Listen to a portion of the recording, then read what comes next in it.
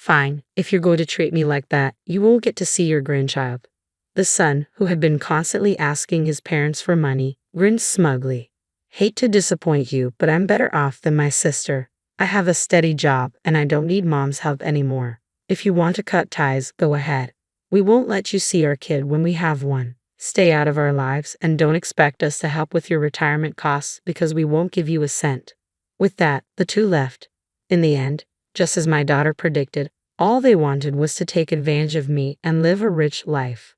They even used my desire to see my grandchild to manipulate me. I won't let them control me anymore. My name is Mary, and I'm turning 54 this year. After having 2 kids, I divorced their father and managed to get by on the child support he provided. Luckily, I could return to my old job, which helped me cover expenses and save a little. I tried to make up for their father's absence, but I might have been too naive. The reality hit me when my son got married. Mom, could you help out again this month? Well, I guess I don't have much choice. My oldest son, David, married his high school sweetheart, Linda, about 6 months ago. They rented an apartment near my house, saying they were saving up to buy their own place.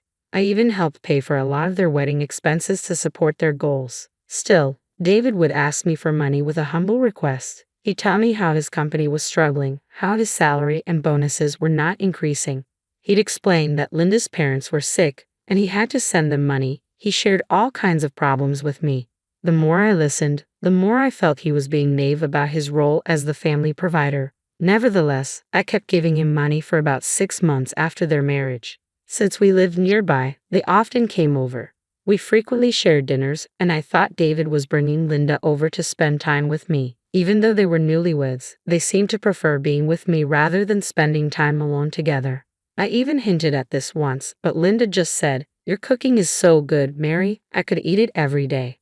Although I was flattered, Linda never showed any interest in learning my recipes or helping me cook.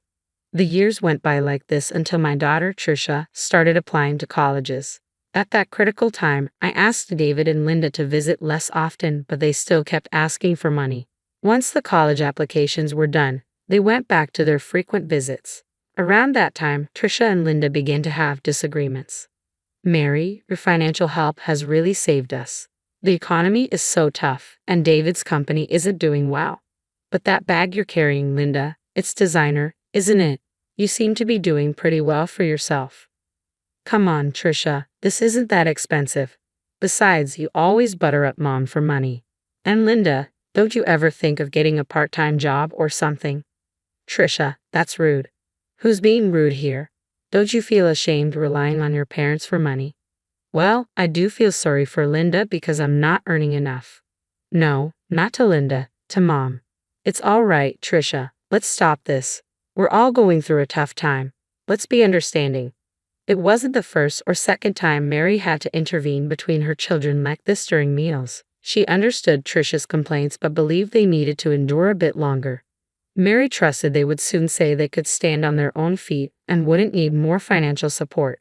Above all, she didn't want to burden her children with money issues, especially without a father figure around. These thoughts ran through Mary's head as she finished dinner and began cleaning up. As Mary heard Linda speak up, she turned around with a smile, thinking the moment she anticipated had arrived. However, Linda's words caught her off guard. Excuse me." Mary paused, her smile freezing as she waited for Linda to continue. "Thank you so much for your support, Mom. It's really a big help." "It's okay. I'm sorry Trisha can be a bit difficult." "Don't worry about it, but I have a favor to ask." "What is it?" "Recently, I've been thinking about having a child, but I'm not confident about our finances." "What?" "Well, it's hard to have a baby when you're older, isn't it?" "Well, I suppose it can be challenging.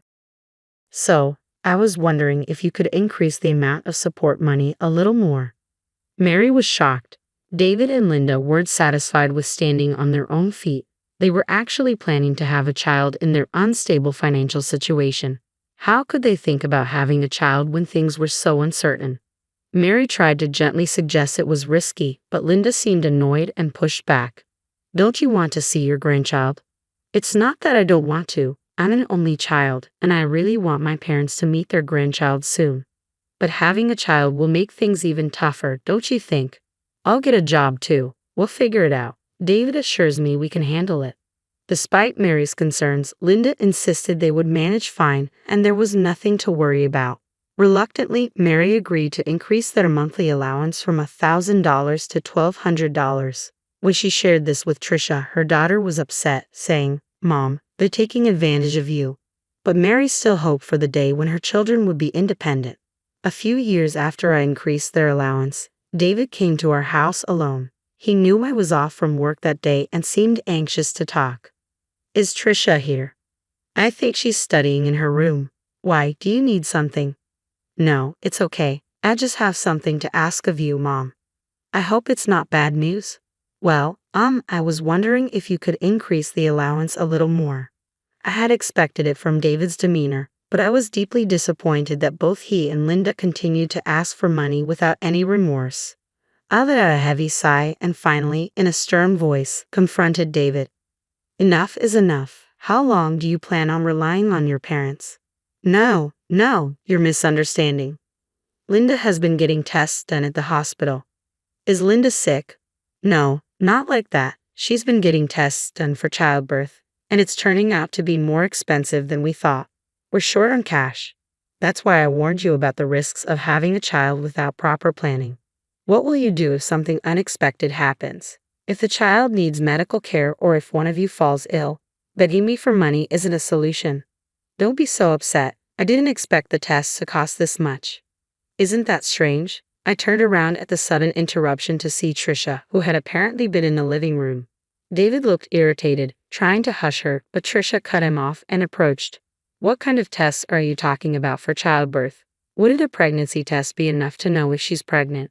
"I'm not sure. Linda went to the hospital alone. All I know is we're short on money." "Why did you let Linda go alone for something so serious? Usually, couples go together to see the doctor, right?" "David, you're off today, aren't you?" "Don't interfere. You're just a kid who doesn't understand pregnancy." "You're the one who doesn't understand, David." There was some arguing, but David couldn't counter Trisha's points and reluctantly left. While I thought Trisha had a valid argument, I asked her, shouldn't we give them some leeway, considering their situation? She sighed at me. "Mom, really? What do you mean? They're just after money. Their excuses are probably not true." "Why would you say that?" Unable to hold back, Trisha went to her room and returned with her smartphone. She showed me several pictures. It was Linda's expensive bag. Linda claimed it's a cheap one, but I think it's real. She mocked my bag, calling it pathetic, and laughed. "This bag costs $1,200, the same as the monthly allowance." "Yeah, and it's a high-end brand. No matter how cheap she says it is, she had a different expensive bag each time she visited. I think she's just using the allowance for these things." "You might be right. Linda had so many different bags. She was laughing at you behind your back, thinking you didn't notice." Then Trisha showed me a recording. It was a conversation between Linda and Trisha, recorded when I was at work and Linda had come over. "Trisha, I know you don't care about money and only carry cheap bags, right? Could you ask your mom to increase the money she sends me? You did something like this before and got money from Mom, didn't you?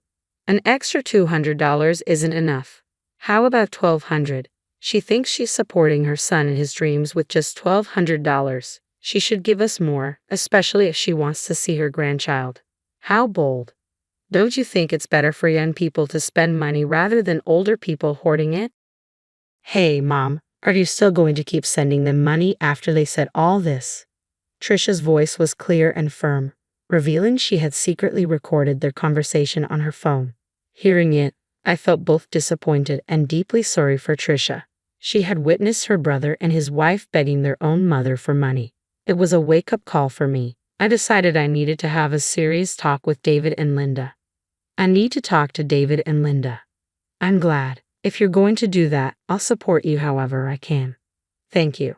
The next day, I invited them over to my house. Linda arrived with one of her expensive bags, looking pleased. Trisha and I sat down with them in the living room. "I'm going to stop sending you money." "What? What are you talking about? We can't handle this kind of surprise." "That's right, Mom. My medical expenses are adding up and it's causing me a lot of trouble. Why don't you save your money instead of buying those expensive bags?" Initially trying to be humble and win my favor, Linda sighed heavily when I mentioned the bag. "Don't you want to see your grandchild?" "I would worry about a child born to parents who are not financially responsible." So you're not going to help us even though your son is in trouble? I've supported you enough. I've been sending you money for 10 years now, David. It's time for this to stop. It was you. You must have said something to Mom. Trisha had nothing to do with this. It's my decision based on your actions. As I firmly stated my decision, David and Linda fell silent. I felt relieved that we could resolve things after a serious conversation. But then David scoffed and raised his voice. Well, fine. If you're going to insult me like this, then forget about ever seeing your grandchild. What are you talking about? Weren't you the one disrespecting Mom just now? You kept sending us money because you thought I was worthless, right? That's right. You kept giving us money because you thought David couldn't manage, right? What's your point?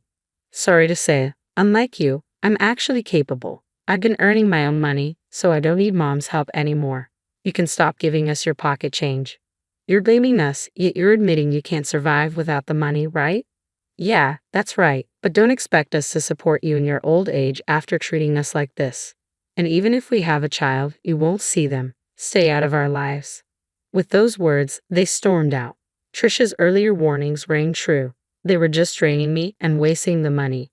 Worse, they exploited my desire to see my grandchild.